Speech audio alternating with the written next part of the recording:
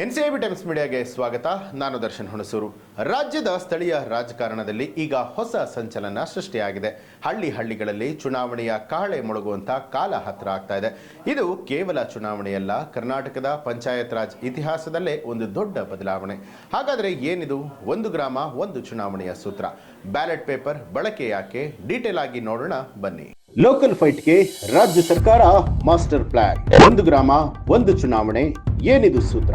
ಸ್ಥಳೀಯ ಚುನಾವಣೆಗಳು ನಡೆಯದೆ ಸುಮಾರು ವರ್ಷಗಳೇ ಕಳೆದು ಹೋಗಿದೆ. ಕೋರ್ಟ್ ಕೂಡ ಸ್ಥಳೀಯ ಚುನಾವಣೆಗಳನ್ನ ಆದಷ್ಟು ಬೇಗ ನಡೆಸಿ ಅನ್ನುವಂತಹ ಸೂಚನೆ ಕೊಟ್ಟಿದೆ. ಹೀಗಾಗಿ ರಾಜ್ಯ ಸರ್ಕಾರ ಈಗ ಚುನಾವಣೆಗೆ ಫುಲ್ ಸಜ್ಜಾಗುವ ಜೊತೆಗೆ ಮಹತ್ತರ ಬದಲಾವಣೆ ತರೋದಕ್ಕೆ ಮುಂದಾಗಿದೆ. ಏಕಕಾಲದಲ್ಲೇ ಗ್ರಾಮ ಪಂಚಾಯಿತಿ, ತಾಲೂಕು ಹಾಗೂ ಜಿಲ್ಲಾ ಪಂಚಾಯಿತಿಗೆ ಚುನಾವಣೆ ನಡೆಸೋದಕ್ಕೆ ಬಿಗ್ ಪ್ಲಾನಿಂಗ್ ಅನ್ನ ಮಾಡಿಕೊಂಡಿದೆ. ಒಂದು ಗ್ರಾಮ ಒಂದು ಚುನಾವಣೆ ಅನ್ನುವಂತ ಬೃಹತ್ ಯೋಜನೆಯನ್ನ ರಾಜ್ಯ ಸರ್ಕಾರ ರೂಪಿಸಿದೆ. ಕಳೆದ 4-5 ವರ್ಷಗಳಿಂದ ಬಾಕಿ ಉಳಿದಿರುವಂತಹ ಜಿಲ್ಲಾ ಮತ್ತು ತಾಲೂಕು ಪಂಚಾಯಿತಿ ಚುನಾವಣೆಗಳ ಜೊತೆಗೆ ಈಗ ಅವಧಿ ಮುಗಿತಾ ಇರುವಂತಹ ಗ್ರಾಮ ಪಂಚಾಯಿತಿಗಳಿಗೂ ಕೂಡ ಒಟ್ಟಿಗೆ ಮತದಾನ ನಡೆಸೋದಕ್ಕೆ ಸರ್ಕಾರ ಸಿದ್ಧತೆ ನಡೆಸಿದೆ. ರಾಜ್ಯದ ಸ್ಥಳೀಯ ರಾಜಕಾರಣದಲ್ಲಿ ಹೊಸ ಸಂಚಲನ ಶುರುವಾಗಿರುವಂತದ್ದು. ಹಳ್ಳಿಗಳಲ್ಲಿ ಚುನಾವಣೆಯ ಕಹಳೆ ಮೊಳಗುವಂತಹ ಕಾಲ ಹತ್ತಿರ ಆಗ್ತಾ ಇದೆ. ಜಿಲ್ಲಾ, ತಾಲೂಕು ಪಂಚಾಯಿತಿ, ಜಿಬಿಎ ಸೇರಿದಂತೆ ಎಲ್ಲಾ ಸ್ಥಳೀಯ ಸಂಸ್ಥೆಗಳ ಚುನಾವಣೆಯನ್ನ ಒಂದೇ ಬಾರಿಗೆ ನಡೆಸೋದಕ್ಕೆ ಸಿದ್ಧತೆಗಳನ್ನ ಮಾಡಲಾಗ್ತಾ ಇದೆ ಅಂತ ಹೇಳಿ ಡಿಸಿಎಂ ಡಿಕೆ ಶಿವಕುಮಾರ್ ಅವರು ಸುಳಿವನ್ನ ಕೊಟ್ಟಿದ್ದಾರೆ. ಈ ಮೂಲಕ ರಾಜ್ಯ ಸರ್ಕಾರ ಮಹತ್ವದ ಯೋಜನೆಯನ್ನ ರೂಪಿಸ್ತಾ ಇದೆ. ಜಿಲ್ಲಾ, ತಾಲೂಕು ಪಂಚಾಯಿತಿಗಳು, 185 ನಗರ ಸ್ಥಳೀಯ ಸಂಸ್ಥೆಗಳು ಹಾಗೂ ಸಾವಿರಾರು ಗ್ರಾಮ ಪಂಚಾಯಿತಿಗಳಿಗೆ ಹೊಸ ಜನಪ್ರತಿನಿಧಿಗಳನ್ನ ಆಯ್ಕೆ ಮಾಡುವಂತಹ ಪ್ರಕ್ರಿಯೆಗೆ ಸರ್ಕಾರ ಮುಂದಾಗಿದೆ. ಸಕಾಲಕ್ಕೆ ಚುನಾವಣೆಯನ್ನ ನಡೆಸುವಂತದ್ದು ಸಾಂವಿಧಾನಿಕ ಹೊಣೆಗಾರಿಕೆಯಾದರೂ ಕೂಡ ಕ್ಷೇತ್ರ ಪುನರ್ವಿಂಗಡಣೆ, ಮೀಸಲಾತಿ ಮತ್ತು ನ್ಯಾಯಾಲಯದಲ್ಲಿನ ಪ್ರಕರಣಗಳಂತಹ ಕಾರಣ ನೀಡಿ ಚುನಾವಣೆಗಳನ್ನ ಮುಂದೂಡುತ್ತಾ ಬರಲಾಗಿದ್ದು, ಇದರಿಂದಾಗಿ ಪ್ರಜಾಪ್ರಭುತ್ವದ ಮೂಲ ಆಶಯವಾದ ಅಧಿಕಾರ ವಿಕೇಂದ್ರೀಕರಣ ವ್ಯವಸ್ಥೆಯೇ ಬುಡಮೇಲಾಗಿತ್ತು. ಆದರೆ ಚುನಾವಣೆ ನಡೆಸದೆ ಹೀಗೆ ಮುಂದುವರೆದರೆ ವಿಕೇಂದ್ರೀಕರಣ ವ್ಯವಸ್ಥೆಯನ್ನ ನಾಶ ಮಾಡಿದ ಅಪಕೀರ್ತಿಗೆ ಗುರಿಯಾಗಬೇಕಾಗುತ್ತೆ ಅನ್ನುವಂತಹ ಮಾತುಗಳು ಕೂಡ ಕಾಂಗ್ರೆಸ್ ಪಕ್ಷದ ಒಳಗೆ ಬಲವಾಗಿ ಕೇಳಿ ಬರ್ತಾ ಇದೆ.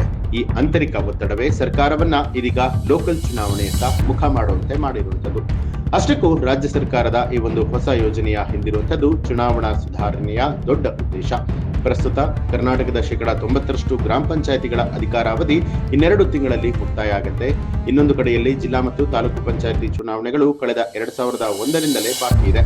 ಚುನಾವಣೆಯನ್ನ ಪ್ರತ್ಯೇಕವಾಗಿ ನಡೆಸುವಂತಹ ಬದಲಿಗೆ 2026ರ ಏಪ್ರಿಲ್ ಒಳಗೆ ಏಕಕಾಲಕ್ಕೆ ನಡೆಸುವುದಕ್ಕೆ ಸರ್ಕಾರ ನಿರ್ಧಾರ ಮಾಡಿದೆ. ಹಾಗಾದ್ರೆ ಇದರ ಲಾಭವೇನೆಂದ್ರೆ, ಗ್ರಾಮೀಣ ಭಾಗದ ಮತದಾರರು ಒಟ್ಟಿಗೆ ಮತಗಟ್ಟೆಗೆ ತೆರಳಿ ಗ್ರಾಮ ಪಂಚಾಯಿತಿ ಸದಸ್ಯರಿಗೆ 1 ಮತ, ತಾಲೂಕು ಪಂಚಾಯಿತಿ ಸದಸ್ಯರಿಗೆ ಮತ್ತೊಂದು ಮತ ಮತ್ತು ಜಿಲ್ಲಾ ಪಂಚಾಯಿತಿ ಸದಸ್ಯರಿಗೆ 3ನೇ ಮತವನ್ನ ಚಲಾಯಿಸಬಹುದು. ಇದರಿಂದ ಮತದಾರರ ಸಮಯ ಕೂಡ ಉಳಿಯುತ್ತೆ. ಪದೇ ನೀತಿ ಸಂಹಿತೆ ಜಾರಿಯಾಗಿ ಅಭಿವೃದ್ಧಿ ಕೆಲಸಗಳು ಕುಂಠಿತವಾಗುವಂತದ್ದು ತಪ್ಪುತ್ತೆ. ಅದಕ್ಕಿಂತ ಮುಖ್ಯವಾಗಿ ಕೋಟ್ಯಾಂತರ ರೂಪಾಯಿ ಮೌಲ್ಯದ ಚುನಾವಣಾ ವೆಚ್ಚ ಕೂಡ ಉಳಿಯುತ್ತೆ. ಇನ್ನು ಈ ಚುನಾವಣೆಯ ಪ್ರಮುಖ ಹೈಲೈಟ್ ಏನಪ್ಪಾ ಅಂತ ಹೇಳಿದ್ರೆ, ಈ ಬಾರಿ 3 ಚುನಾವಣೆಗೂ ಕೂಡ ಮತಪತ್ರವನ್ನ ಬಳಸುವಂತೆ ಸರ್ಕಾರ ಆದೇಶ ಹೊರಡಿಸಿದೆ. ಒಟ್ಟಾರೆಯಾಗಿ ಹೇಳೋದಾದ್ರೆ ಕರ್ನಾಟಕ ಪಂಚಾಯತ್ ಇತಿಹಾಸದಲ್ಲಿ 2026ರ ಮಹತ್ವದ ವರ್ಷ ಅಂತಲೂ ಕೂಡ ಹೇಳ್ಬಹುದು. 3 ಚುನಾವಣೆ ಏಕಕಾಲದಲ್ಲಿ ನಡೆದ್ರೆ ಹಣ ಮತ್ತು ಸಮಯ ಎರಡೂ ಕೂಡ ಉಳಿಯುತ್ತೆ.